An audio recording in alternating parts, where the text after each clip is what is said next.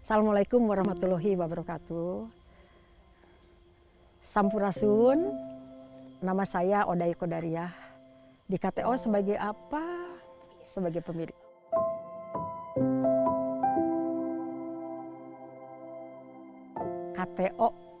KTO ini tiap orang akan beda ya. Jadi anggap KTO. Kalau di sini di tempat Mama ada itu di sini koleksi tanaman obat. Kalau di tempat yang luasnya yang sekian itu termasuk KTO juga, kebun tanaman obat. Jadi ada 3 KTO ya. Kalau di bawah itu sebagai aplikasi, sebagai pembuktian dari hasil ini itu KTO juga, klinik tanaman obat.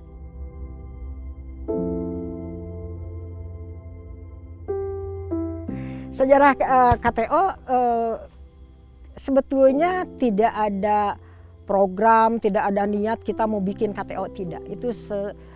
Itu hanya seperti air mengalir aja ya. Kita harus berbuat sesuatu, kebetulan ada sisa tanaman dan kita ditanam. Tidak sedikit pun aku akan membuat kebun tanaman obat. Aku akan menjadikan koleksi tanaman obat, enggak sama sekali. Kita bekerja seperti air mengalir aja. Karena begitu bermanfaatnya tanaman obat ini dan saya harus menanamnya. Yang menjadi kekuatan dan semua orang harus tahu.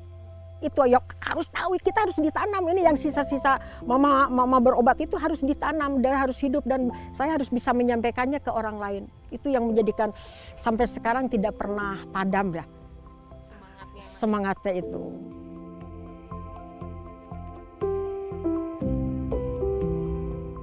Karena mama saat itu sakit dan dengan metode itu Tuhan tidak mengizinkan saya sembuh. Tetapi bukan saat itu bukan berarti metode itu saya tinggalkan begitu, saya tidak. Karena Tuhan sudah memberi jalan bahwa tubuh mama sudah tidak menerima, Neng. Sudah tidak menerima. Jadi kalau makan obat, bengkak, muntah terus, muntah bengkak, berarti kan apalagi yang harus saya perjuang, apalagi yang harus saya lakukan gitu. Karena tubuh saya sudah tidak menerima. Makanya saya tidak pernah menyalahkan siapapun. Karena saya bersyukur sama Allah dan saya bersyukur sekali saya dikasih penderitaan dikasih penderitaan yang sangat amat. Saya bersyukur tanpa penderitaan itu mungkin saya saya dengan suami saya mungkin tidak akan sekuat untuk berjuang, Neng. Karena mama dengan papa itu hidup kita ditakdirkan untuk berjuang. Jadi kita lakukannya bersama, saya berjuang, saya mulai nanya ke sana ke sini. Ini misalnya kalau untuk menghentikan pendarahan dengan apa, kalau misalnya untuk demam dengan apa, saya nanya, tidak ada gengsi lagi karena tidak ada jalan lain, Neng. Kalau manusia sudah tidak ada jalan lain, kesombongan itu akan hilang. Ya, Neng. Saya papap nanya ke orang tua, ke ini pakai ini, makanya saya paling tahu, Neng. Bukan paling tahu sombong, bukan.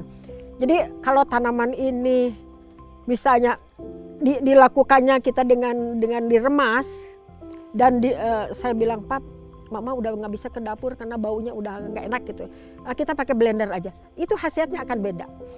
Saya belum belajar kan, saya belum belajar tentang ilmu farmakologi, saya belum belajar tentang ilmu kimia seperti apa gitu kan.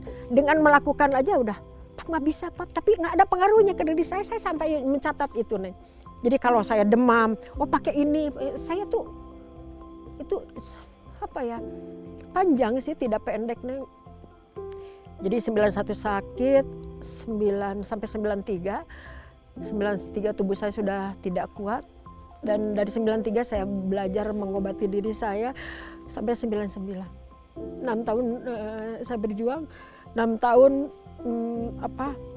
begitu dekat dengan alam, begitu kagum, begitu berharganya kearifan lokal, begitu hormatnya saya pada orang tua dulu, tanpa rumah sakit, tanpa dokter, tapi mereka bisa hidup mempertahankan dirinya sehat secara mandiri tanpa menyusahkan siapa. Itu yang saya lakukan, Neng. Jadi selama 6 tahun saya berjuang dengan papa untuk sembuh. Itu yang menjadikan hidup saya ingin menyampaikan bahwa Ibu Pertiwi ini sangat kaya. Ibu Pertiwi ini luar biasa itu. Khasiat tanaman obat yang ada di depan kita, yang dianggap sampah, yang dianggap gulma, yang dianggap pengganggu itu, ternyata kalau kita lakukan.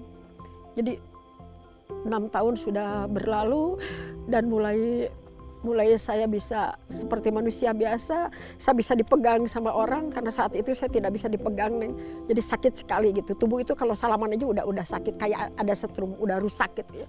Tapi alhamdulillah dengan kekuasaan Allah, tetapi di sana harus ingat, Neng. Tidak kekuasaan Allah tidak hanya berdoa datang, tidak. Tetapi harus ingat, ada perjuangan yang harus kita lakukan di sana. Ada ikro, kita baca, kita nanya ke orang tua dulu. Makanya yang cerdas itu adalah kearifan lokalnya, bukan saya. Mudah-mudahan itu bisa dipertahankan. Jadi Mama sekarang mempertahankan ilmu kearifan lokal untuk kita wariskan, untuk kita sampaikan ke generasi milenial sekarang.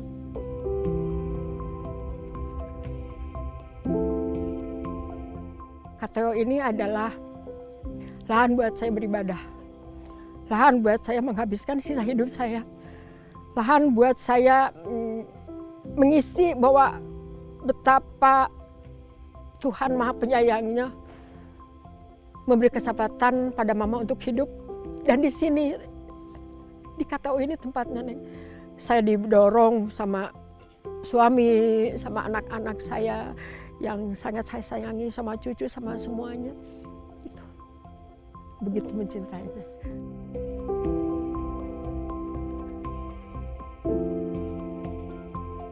Saya biasa aja, hanya melakukan aja. Saya melakukan dengan ikhlas, saya kegiatan ini, dan saya tidak pernah tahu arti Kalpataru juga saat itu apa.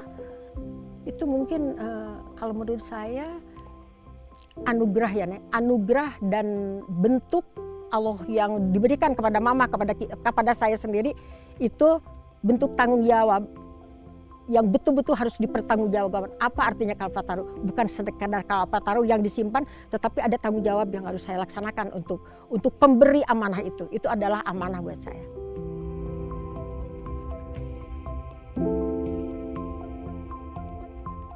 Saya kalau bertanya ke depannya ingin seperti apa ya, Neng?